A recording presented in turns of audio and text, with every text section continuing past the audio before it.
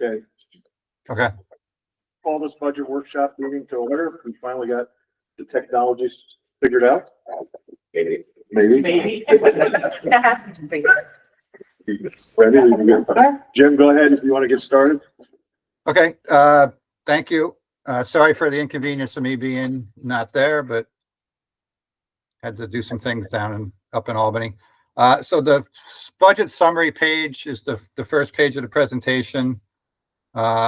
We ended up increasing the tax levy a little over $1.3 million and appropriating 5.9 million of fund balance. 1 million of that 5.9 is the tax stabilization account, and $500,000 of that is the medical reserve account. The rest is straight fund balance.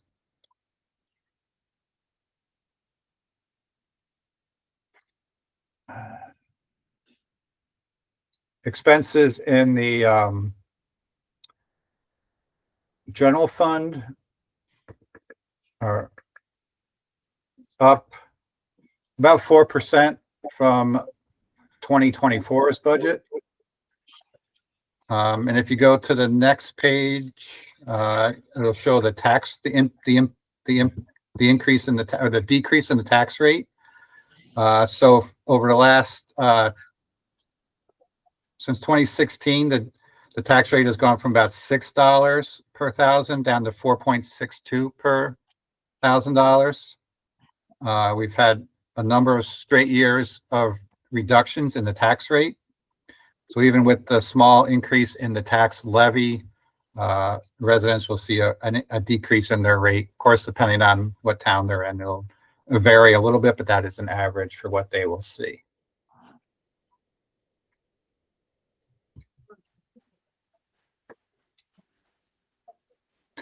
So the average, the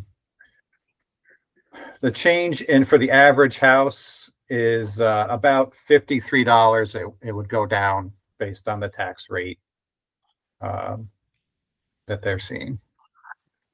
Next slide is kind of a summary of the expenses and how that increase came about. So salary increases, contractual was about $3 million of salary increases. We really took a hit in the health department for early intervention and preschool transportation of about $1 million. It's a little bit more than $1 million. And those again are increases in those programs and no increases in state aid for those programs. So we've maxed out all state aid for that, and that we're on the hook for the rest of that increase. Retirement, I have a detailed slide on retirement next, but just to speak quickly on that, that's up about $1 million, a little bit more than that across all funds, about 900 and some in the general fund. We are seeing more than half of our employees now are in tiers 5 and 6. I think don't have any 1 and 2s anymore. I think we're down to a small number of 3s. But the state has done some things with tier 5 and 6, like a 5-year vesting that has increased those rates. I think a couple of years ago, those rates were under 10%, and now they're, I think, about 13% contribution rate. Health insurance is up about 600,000. We continue to see a couple big cases per year. Although if you look at our rate of increase, it's still less than what we would be seeing if we're on a commercial plan. I think those of you who have those in your town have seen maybe a 14% increase in health insurance rates. So we're trying to keep that as low as possible and doing what we can to mitigate that those increases. Daycare increase, that is in the Department of Social Services. Again, another state program where the aid is what the aid is, but the program has seen more and more clients coming through. And then sales tax sharing is just a result of the increase in the revenue for sales tax, which you'll see. So the next slide is just a detail kind of the retirement. It is a big chunk of our expenses. So the yellow line on the top is our salary. So you can see our salary has been pretty flat for the last 3 years, but the contribution has increased significantly. Again, those changes to tiers 5 and 6 are a big part of that. I think they've had 1 or 2 bad years of investments, and then they've had some good years, but they do a 5-year smoothing, so they don't have quite the impact that they used to have. But again, it's tier 6. I think they were projecting almost a 13% contribution rate in tier 6, which is, again, most of our employees are in that now. Next slide, Kelly. Just a quick look at revenue, some things we did in revenue. Sales tax, we bumped up to 800,000, which brings us in line to what we're kind of expecting this year, maybe a little less than what we're going to see this year. It's a conservative number for sales tax, and I think that's the way. I think it's very prudent to look at it that way. I don't really expect a big jump in sales tax. Interest income, interest rates, we're continue to kind of move around a lot, and I think we're going to see another decrease, but we have some money locked up in some long-term rates. I think from PJ can give you more information on that if we need it. Then we added, so these are new, occupancy tax and the cannabis tax are both brand new. Our Granicus, our consultants for occupancy, estimated conservatively about a $1.1 million revenue for the county. We should be up and running by the end of the first quarter, so we think the occupancy tax is a pretty safe number. And cannabis is just starting, but again, I think that's a pretty conservative number for cannabis. And then state aid is increasing a little bit in some different areas. I will also note with revenue, we lost about $500,000 in revenue because of the Supreme Court decision about the sales of foreclosed homes. We used to make a little bit of money on that, and we can no longer make any money on those foreclosures. So that also hurt our budget a little bit. Just a little next slide, Kelly. Next is a little history on sales tax and where we've been. And the last column is this year's budget number compared to last year's budget number, up a little bit, but probably when you compare it to the actual that we'll make this year is a little bit less, I believe. So we're trying to be conservative on that as possible. I think if you look at most of the counties around, everybody's taking a real conservative view of sales tax. I think Greene County might be the one exception. They really bumped it up, but they had some room from their actuals, I think. But Rensselaer and Dutchess both are pretty conservative with their sales tax numbers. Kim, you had pointed out that there are some counties in the state that have gone up significantly with their tax increases. So there's two, especially in the last week that came out. I think they're both small counties, but one had a 32% increase in their tax levy. Another one was 23%. Rensselaer County bumped their levy up by $2 million. So we're kind of seeing it all over the place. Some counties are trying to live off that sales tax increase, which is a little scary, I think. And some of them are being realistic. I think those ones that went up are probably in the northern tier where the sales tax is really kind of plummeting for them a little bit, but the expenses are not slowing down.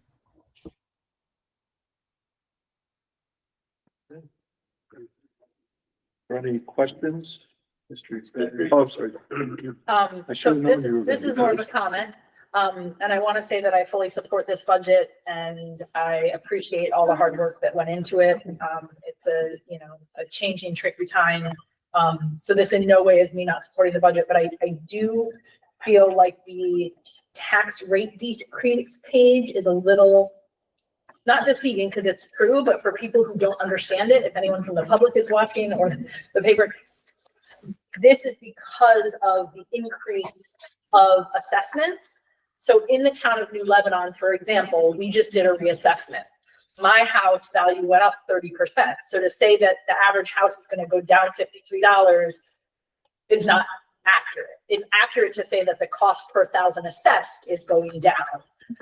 What we do in the town is when we do a townwide reassessment, because everybody came up because COVID made the cost of houses increase substantially, is we kept our amount to be raised by taxes the same, which resulted in a 20% drop in 1 year of per thousand assessed, but that reality is that my taxes don't go up in the town this year. My county taxes will go up. So I just don't want it to be misleading. It's not that this is untrue. It is true that tax rates per thousand have gone down. But in most towns where there has been a reassessment, and especially over the last 5 years, the value of your house has substantially increased because of the new market. It really is that 3% increase. And again, if a townwide reassessment happened, you're going to see an increase in taxes. And I just don't want to. In the budget letter that accompanied this budget. Yeah. We talk about the tax rate Okay. increase and the tax levy increase within the letter. So, Okay. we're not trying to smooth it over with a tax rate decrease or. Yeah, if I wasn't a supervisor that did a budget, I would look at this and go, oh my gosh, wow, taxes are really going down in the county because of this page. And And it'll again, happen to somebody. yeah, and again, it's not untrue. This page is an accurate depiction of the tax rates, but Yeah, I will say that if you look at a lot of counties and budgets, they use the tax rate decrease now versus right, the tax levy. because it looks better. No, but I agree with you. I think that to most constituents, it's opaque. Yeah. It's not only opaque, they don't understand it. So, but I appreciate, I did highlight in the letter that you started out with the tax levy and then went down to talk about the rate reduction. And again, I don't disagree with that. I think this budget's great. I fully support it. I just don't want people to be like, wait a minute, you said my house was going to go down $52, so my That's taxes actually went up. approximately, yeah. Yeah. There's equalization rates involved and everything for downset. Right. But your numbers, your assessment value went up, which lowers down your tax rate, but Right. still, there's still gonna be a deduction in there, and so we'll see something in there. Controller, I have a question, or I have two questions. The increase in intergovernmental revenue, is that mostly based on what we're gonna look at with STRs, with the county, or is that attributed to other things? It's mostly just a accounting change that we're doing internally. It's no new items. We used to treat, so like when the sheriff has someone stationed at 401, and we're just treating that as revenue for the sheriff rather than a negative in his expense line. Okay. And I saw some contractual expenses go up quite a bit for sewer and water. Yeah, both of those are, let me get to my notes. We're doing definitely with the water. We're seeing some increases with some projects we're doing at the pump stations for sewer. For sewer. But the rates will not increase in sewer. We increased the rates last year for sewer, but we won't need to do that again. We also have a bond in sewer that we just started last year, so that's gone up a little bit as well. Water, we got some projects in water at Mount Ida that we have to fund. So this year there will be a small increase in the water rates that will help fund those changes. And in addition, the town of a big part of that is the town of Greenport raised their out of district rates for us, and that was a significant increase to us as well.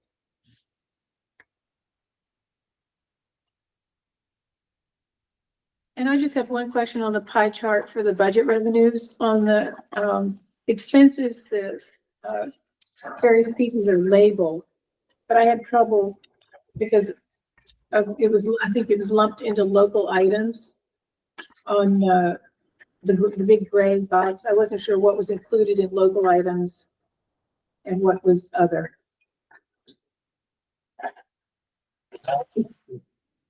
Others a very small percentage, but local items was 68.4. So what were the things that comprised the 68.4? Local items is sales tax, and mostly that it falls into local items, I believe. And occupancy and cannabis, or would they be other? No, they would be in that local as well. And probably the mortgage tax as well. Yeah. Correct. Yep. Which is not listed. Is that state aid? Mortgage tax? No. Yeah. No. So just mortgage, listed. okay. Are we Mortgage tax staying is not flat on listed. that, or? We kept mortgage tax flat. Yes.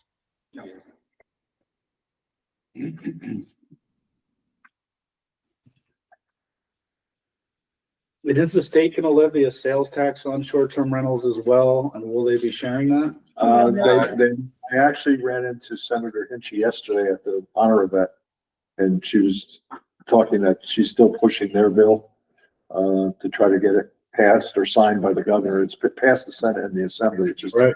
needs to be signed, and you know, there would potentially be another tax from the state level. So it would be just like our sales tax. It would be 4% state tax, 4% county tax. I can't remember, did we build into this budget revenue and expenses for Granicus and for the, short-term rental taxes? Yes, the expenses in the treasurer's department for the Granicus contract. And revenues exceed expenses altogether? It's a net gain Yes, for the county yes, Projected. projected. yes. Always again. I mean, this is very new, so we're learning as we go along, as Brenda can tell you. Any other questions? Right? I feel like I must chime in on this like usual. This is the same, pretty much the same song and dance that we look at every year. It looks great that we're putting down $5.9 million allocated at a fund balance, but realistically, in every year in the past, we've added to our fund balance. So, with the unexpended funds from this year, again, rolling over and the additional revenues rolling in, and we're probably going to put money in our fund balance on top of this 5.9.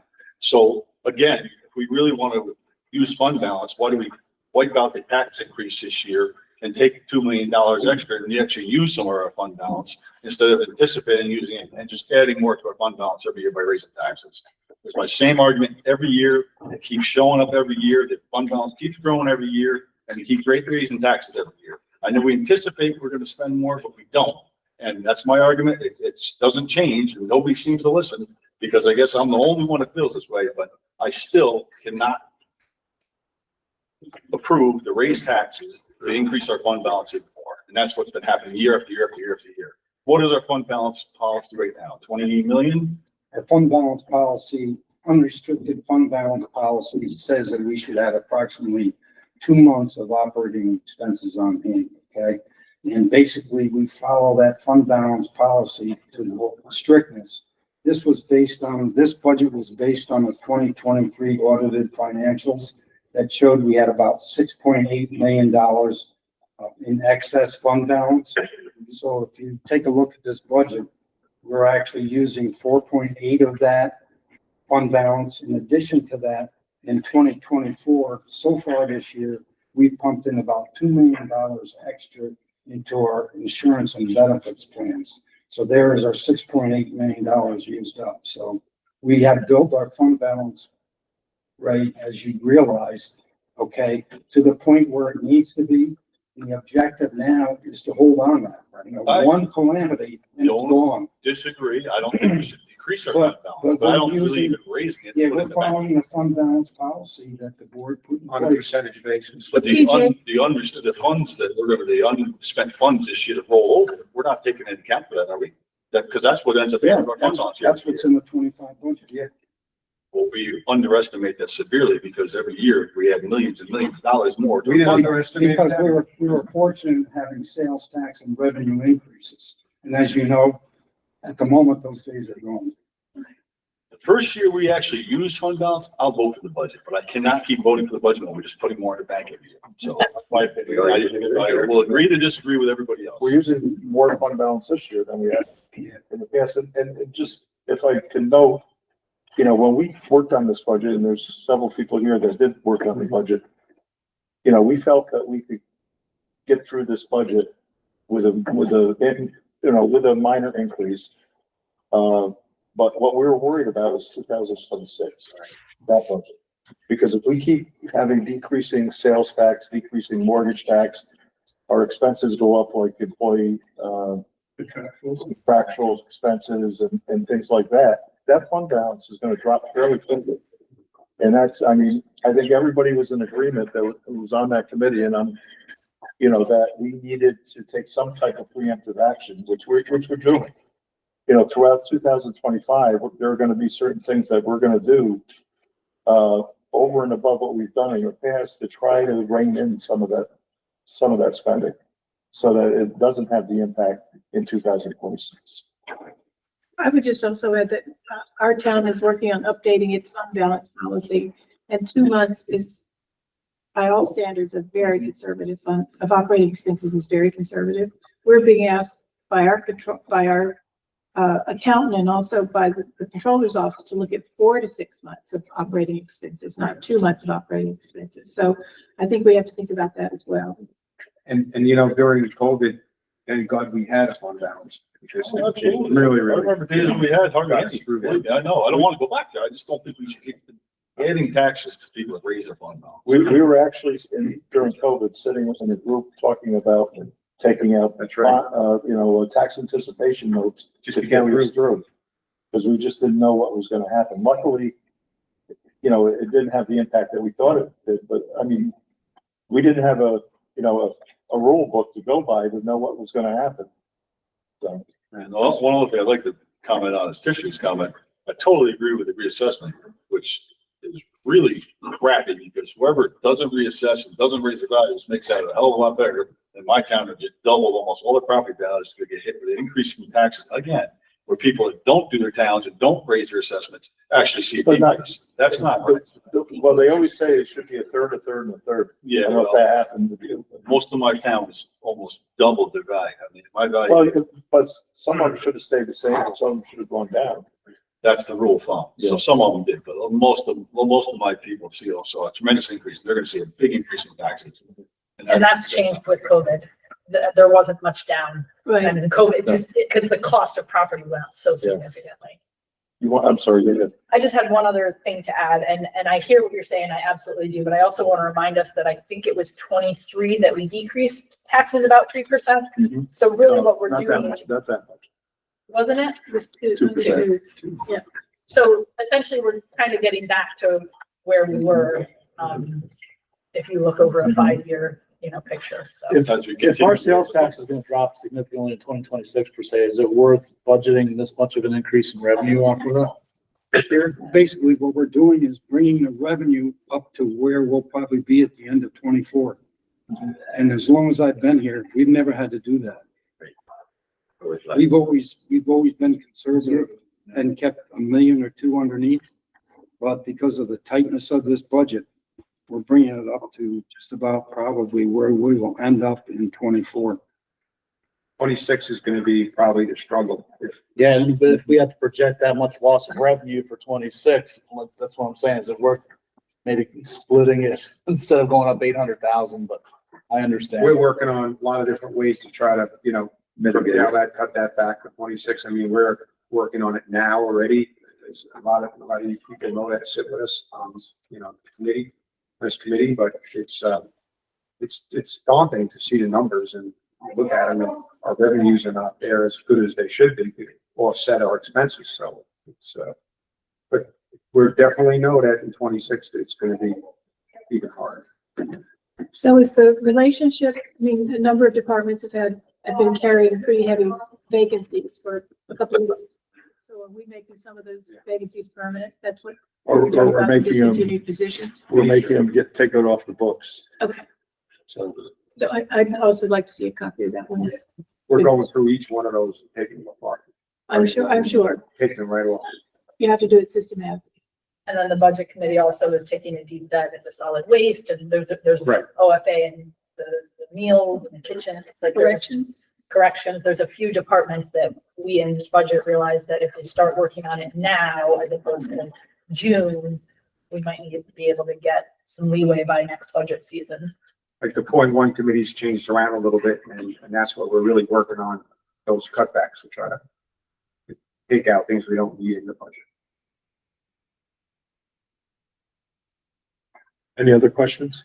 Matt, if I just chime in, and then maybe PJ needs to help clarify this, but to raise concern about not using the fund balance, what I have seen over the last few years where we've had some good times is that we have been able to fund more and more capital projects without borrowing. That was always one of my pet peeves, is every time we put the budget together, all capital projects became a bond. Eventually that bond catches up with you. You can't pay it off fast enough. I know every year we pay down pretty good, but I think in the last few years, PJ, I think that we've paid off more bonds than what we've borrowed, to lower our total debt limit a little bit. So that tells us that we are using fund balance to actually fund some capital projects. And that's been important to me. Is I am on the right track there, BJ, or? Absolutely. In the last 2 or 3 years, we've actually funded over $10 million in capital projects through fund balance Right. versus borrowing. Yeah. Plus we've collected It interest. saves us money overall, but we're not borrowing or paying the interest. We've gotten a very good interest rate on it. We looked at those offsets, you know. Right. District, I'm sorry, I did have one more question. That's probably a PJ question, and it is on what Ray was talking about. My understanding was different, that when we have the county budget, if New Lebanon's on 100% and Canaan's at 30%, which is not the case, Thank you. New Lebanon's not actually going to pay more than our fair share of the taxes because we're either going to equalize before we spread out the county budget. So if you're at 100%, you're not going to pay more than your share as a town as a whole, because we're going to say, okay, Canaan's only at 30, we're going to bring them up before we say Canaan pays X amount, New Lebanon pays Y amount. And so you don't get penalized on a county level by being at 100%. Right. Am I accurate there? Okay. And that's why we have the equalization. I thought that was the case. I Yeah, just, I started to say that in between. Okay. meetings before. good. Thank you. anyone else? Thank you to the budget committee and PJ, Jim. A lot of hard work. Yeah, I'd just like to just close and say that I think this is a fair budget. It's not ideally what we want, but I think it's a fair budget based on what we have to work with. You know, you can take a lot out of this and say, you know, yeah, maybe we should put more fund balance in, or maybe we should, raise taxes more, but that's, you know, the reality is we're trying to be as conservative as possible, but also be as responsible as possible. So, thank you. I want to thank the committee as well. Appreciate all the work. You're here. Thank you. Thank you. Thank you all. Need a motion or? Yes. We do? Yeah. All right, I need a motion to adjourn. I'll make the motion. Second. Second. All in favor? Aye. Opposed? Carried.